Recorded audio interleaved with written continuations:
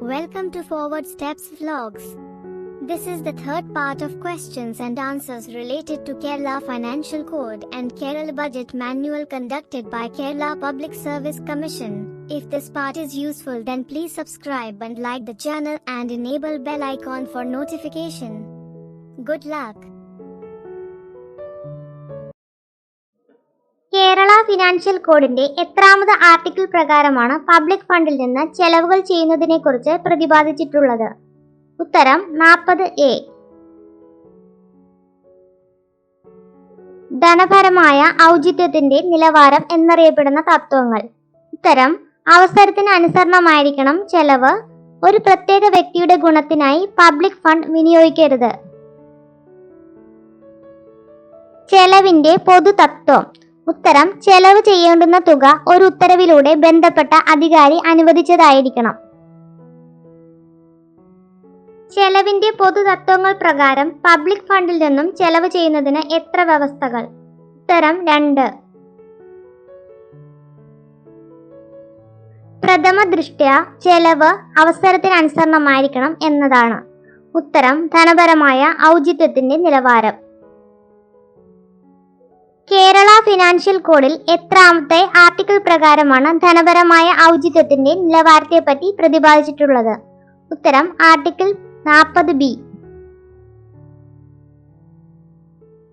ഒരു സർക്കാർ ജീവനക്കാരൻ തന്നിൽ നിക്ഷിപ്തമായ അധികാരം ഉപയോഗിച്ച് തനിക്ക് നേരിട്ടോ അല്ലാതെയോ ഗുണകരമായ കാര്യത്തിന് പണം ചെലവ് ചെയ്യുന്നതിന് ഉത്തരവാകരുത് എന്നത്. ഉത്തരം ധനപരമായ ഔചിത്യത്തിന്റെ തത്വമാണ്. ആർട്ടിക്കിൾ 40. പണം കൊടുത്തിട്ടുള്ളത് ഒരു സാഹചര്യത്തിലും ഒരു ദിവസത്തിൽ അധികം കണക്കുകളിൽ പെടുത്താതിരുന്നുകൂടാ എന്നത്. ഉത്തരം പ്രധാനപ്പെട്ട ഒരു സാമ്പത്തിക തത്വമാണ്. പൊതുതത്വമനുസരിച്ച് സർക്കാരിനെതിരെ ഉണ്ടാകുന്ന ഏതൊരു ക്ലെയിമും അത് കാലാവധി പൂർത്തിയായി എത്ര വർഷത്തിനകം അവകാശപ്പെടാത്ത പക്ഷം ഡിപ്പാർട്ട്മെന്റ് തലവന്റെ അനുവാദം ആവശ്യമാണ്. ഉത്തരം 2 വർഷം. മെഡിക്കൽ റീഇംബേഴ്സ്മെന്റ് അപേക്ഷകളിൽ ഡോക്ടർ സാക്ഷ്യപ്പെടുത്തി ഉൾപ്പെടുത്തേണ്ടുന്ന സർട്ടിഫിക്കറ്റ്. ഉത്തരം എസൻഷ്യാലിറ്റി സർട്ടിഫിക്കറ്റ്. ജീവനക്കാരുടെ ശമ്പളവും അലവൻസുകളും അവധി ശമ്പളം, മറ്റ് ആവർത്തന സ്വഭാവമുള്ള ചെലവുകൾ എന്നിവ ജീവനക്കാർക്ക് എപ്പോഴാണ് കുടിശ്ശിക ആകുന്നത്? ഉത്തരം അടുത്ത മാസത്തിലെ 1-ാം തീയതി. മെഡിക്കൽ റീഇംബേഴ്സ്മെന്റ് ക്ലെയിം എപ്പോഴാണ് കുടിശ്ശിക ആകുന്നത്? ഉത്തരം എസൻഷ്യാലിറ്റി സർട്ടിഫിക്കറ്റിൽ രേഖപ്പെടുത്തിയിട്ടുള്ള പ്രകാരം ചികിത്സ തീരുമ്പോൾ. സ്കോളർഷിപ്പുകളും ഗ്രാന്റുകളും കുടിശ്ശിക ആകുന്നത് എന്ന്? ഉത്തരം അവ ആർജിച്ച മാസത്തിന്റെ അവസാനം. യാത്രാപ്പടിയുടെ ക്ലെയിം എപ്പോഴാണ് കുടിശ്ശിക ആകുന്നത്? ഉത്തരം യാത്ര നടത്തിയ മാസം അവസാനിക്കുമ്പോൾ.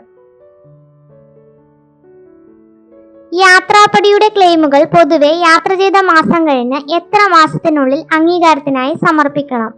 ഉത്തരം 1 മാസത്തിനുള്ളിൽ. ഒരു സർക്കാർ ജീവനക്കാരൻ ഒരു കമ്മിറ്റിയിൽ പങ്കെടുത്തതിന്റെ യാത്രാപ്പടിയുടെ ക്ലെയിം പ്രസ്തുത യാത്ര നടത്തി എത്ര മാസത്തിനുള്ളിൽ സമർപ്പിക്കാത്ത പക്ഷം നഷ്ടപ്പെടുന്നതാണ്? ഉത്തരം 1 വർഷത്തിനുള്ളിൽ.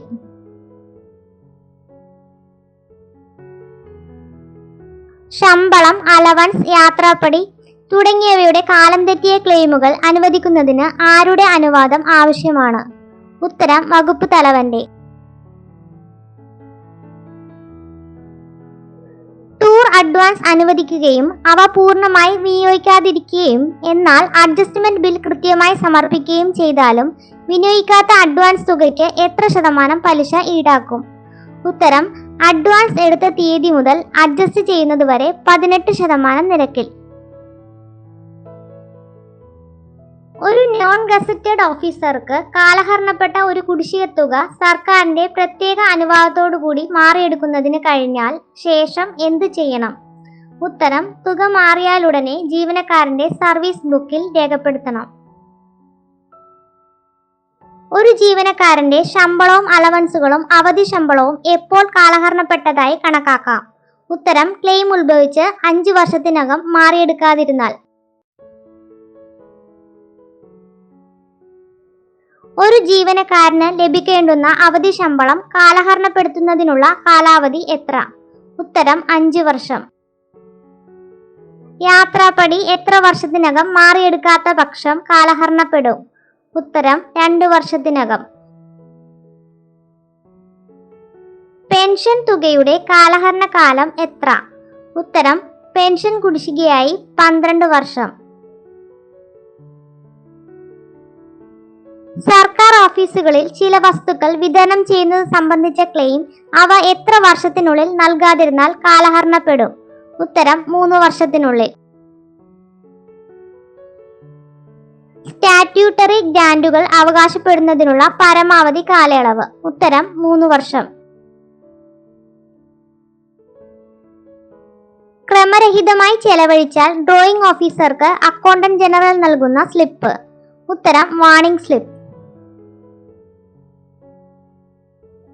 സർക്കാരിൽ നിന്നും അവകാശപ്പെടേണ്ടുന്ന ഒരു ക്ലെയിം അത് കുടിശ്ശികയായി എത്ര വർഷത്തിനകം മാറിയെടുക്കാത്ത പക്ഷം കാലഹരണപ്പെടും? ഉത്തരം 5 വർഷത്തിനകം. 1/3 ഭാഗത്തിൽ അധികരിച്ച് ഒരു സർക്കാർ ജീവനക്കാരനിൽ നിന്നും റിക്കവറി നടത്താവുന്നത് എപ്പോൾ? ഉത്തരം ഏത് ആവശ്യത്തിലേക്കാണോ തുക അനുവദിച്ചത് ആ ആവശ്യത്തിന് വിനിയോഗിക്കാതെ വരുമ്പോൾ. അക്കൗണ്ടന്റ് ജനറലിൽ നിന്നും ഒരു ഒബ്ജക്ഷൻ സ്ലിപ്പ് അല്ലെങ്കിൽ കത്ത് ലഭിച്ചാൽ എപ്രകാരം രജിസ്റ്റർ ചെയ്യണം? ഉത്തരം പേഴ്സണൽ രജിസ്റ്ററിലും ഓഡിറ്റ് ഒബ്ജക്ഷൻ രജിസ്റ്ററിലും പുതിയ കേസായി രജിസ്റ്റർ ചെയ്യണം. അക്കൗണ്ടന്റ് ജനറലിൽ നിന്നും ലഭിക്കുന്ന ഓഡിറ്റ് ഒബ്ജക്ഷൻ എത്ര നാളുകൾക്കകം മറുപടി നൽകണം? ഉത്തരം കത്ത് കൈപ്പറ്റി 2 ആഴ്ചക്കകം.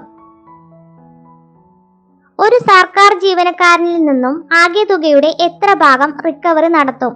ഉത്തരം 1/3 ഭാഗം.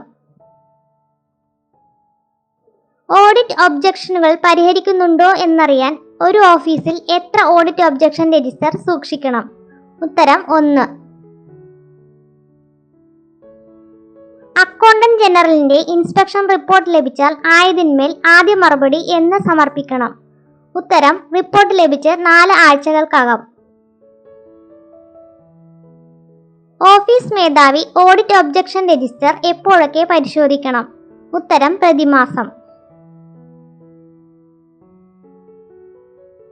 കുടിശ്ശികയായുള്ള ഇൻസ്പെക്ഷൻ റിപ്പോർട്ടുകൾ, പാരാസ് എന്നിവ നിരീക്ഷിക്കുന്നതിന് ഏത് ഫോം രജിസ്റ്റർ ഓഫീസുകളിൽ എഴുതി സൂക്ഷിക്കണം? ഉത്തരം ഫോം 4B. ഒരു പ്രത്യേകതരം പേയ്മെന്റ് ഓഡിറ്റിൽ തടയപ്പെട്ടാൽ വീണ്ടും ഇപ്രകാരമുള്ള ഒരു പേയ്മെന്റ് മറ്റൊരു ഡിപ്പാർട്ട്മെന്റ് ഉദ്യോഗസ്ഥന് നടത്താമോ?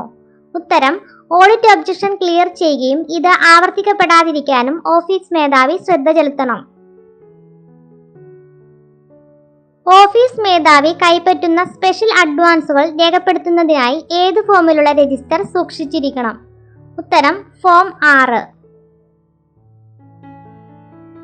ചെലവുകൾക്ക് അംഗീകാരം നൽകുന്ന അധികാരി ഓരോ ഉത്തരവിന്റെ കോപ്പിയും ആർക്ക് സമർപ്പിക്കണം? ഉത്തരം അക്കൗണ്ടന്റ് ജനറലിന്. എല്ലാ വകമാറ്റലുകളും ഒരു ഡാഷിന്റെ അവസാനം കാലഹരണപ്പെട്ടു പോകും? ഉത്തരം കലണ്ടർ വർഷത്തിന്റെ. അധികമായ ഒരു ചെലവ് ഒഴിവാക്കുന്നതിനോ അഥവാ വകമാറ്റുന്നതിനോ ആയി ഒഴിച്ചുകൂടാൻ പാടില്ലാത്ത ഒരു പേയ്മെന്റ് മാറ്റിവെക്കരുത് എന്നത്? ഉത്തരം പ്രധാനപ്പെട്ട ഒരു സാമ്പത്തിക തത്വമാണ്. സാമ്പത്തിക ഉത്തരവുകളുടെ എഴുത്തുകുത്തുകൾ ഓഡിറ്റിന് അയച്ചു കൊടുക്കുമ്പോൾ ഏറ്റവും ശ്രദ്ധിക്കേണ്ട കാര്യങ്ങൾ? ഉത്തരം ബന്ധപ്പെട്ട അധികാരികൾ മഷിയിൽ ഒപ്പിട്ട ഉത്തരവ് ഓഡിറ്റിന് അയച്ചു കൊടുത്തിരിക്കണം. ഒരു കൺസെഷൻ അല്ലെങ്കിൽ ഒരു അലവൻസ് ഒരു ഉത്തരവ് മുഖേന പ്രത്യേകമായി നൽകിയാൽ അതിനുള്ള കാരണം അക്കൗണ്ടന്റ് ജനറലിനെ എങ്ങനെ അറിയിക്കണം? ഉത്തരം ഔദ്യോഗിക ഉത്തരവിൽ ഇത് പറയുക എന്നത് ഔചിത്യമല്ല എന്നതിനാൽ ഒരു കോൺഫിഡൻഷ്യൽ റിപ്പോർട്ട് ഈ ഉത്തരവ് സഹിതം അക്കൗണ്ടന്റ് ജനറലിന് അയച്ചു കൊടുക്കണം. നിയമാനുസരണം പുറപ്പെടുവിക്കേണ്ട ചില ഉത്തരവുകൾ പ്രസിദ്ധപ്പെടുത്തേണ്ടതില്ല എന്നതിനാൽ ഈ ഉത്തരവുകൾ എന്നു മുതൽ പ്രാബല്യത്തിൽ വന്നതായി കണക്കാക്കാം? ഉത്തരം ചട്ടങ്ങൾ പുറപ്പെടുവിച്ചുകൊണ്ടുള്ള ഉത്തരവിന്റെ തീയതി മുതൽ. ഒരു ഓഫീസിൽ ഫർണിച്ചർ വാങ്ങുന്നതിനായി ഉത്തരവ് പുറപ്പെടുവിക്കുകയും ആ സാമ്പത്തിക വർഷത്തിന്റെ അവസാനത്തിന് മുൻപായി ഇതിലേക്കായി ചെലവ് ഉണ്ടാകാതിരിക്കുകയും ചെയ്താൽ ഉത്തരവ് റദ്ദാക്കുന്നതാണ്. ഒരു കാര്യത്തിന്റെ നടത്തിപ്പിനായി പുറപ്പെടുവിച്ച ഉത്തരവ് അനുസരിച്ച് ആയത് നടത്താതിരിക്കുകയോ ഉത്തരവ് പുറപ്പെടുവിച്ച് എത്ര മാസങ്ങൾക്കകം പുതുക്കാതിരിക്കുകയോ ചെയ്താൽ ഉത്തരവ് റദ്ദാകുന്നതാണ്. ഉത്തരം 2 മാസത്തിനകം. ബഡ്ജറ്റിൽ ഒരു പ്രത്യേക കാര്യത്തിനായി ഒരു തുക വകയിരുത്തുകയും ആയത് നടപ്പാക്കാതിരിക്കുകയും ചെയ്യുന്ന പക്ഷം തുക എപ്പോൾ ലാപ്സ് ആകുന്നതാണ്. ഉത്തരം സാമ്പത്തിക വർഷത്തിന്റെ അവസാനത്തിന് മുൻപായി. സർക്കാരിന് വേണ്ടിയുള്ള കോൺട്രാക്ട് സംബന്ധിച്ചുള്ള പൊതു തത്വങ്ങൾക്ക് എവിടെ വ്യവസ്ഥ ചെയ്തിരിക്കുന്നു. ഉത്തരം ആർട്ടിക്കിൾ 61.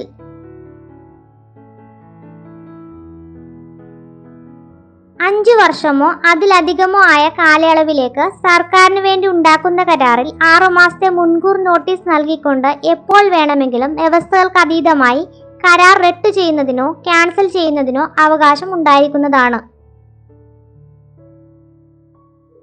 കോൺട്രാക്റ്റുകളിൽ വ്യക്തതയില്ലാത്തതോ അനിശ്ചിതമോ ആയ ബാധ്യതകൾക്ക് കാരണമാകുന്ന അസാധാരണ വ്യവസ്ഥകൾ ഉൾപ്പെടുത്തണമെങ്കിൽ ആരുടെ പ്രത്യേകമായ അനുവാദം ആവശ്യമാണ്.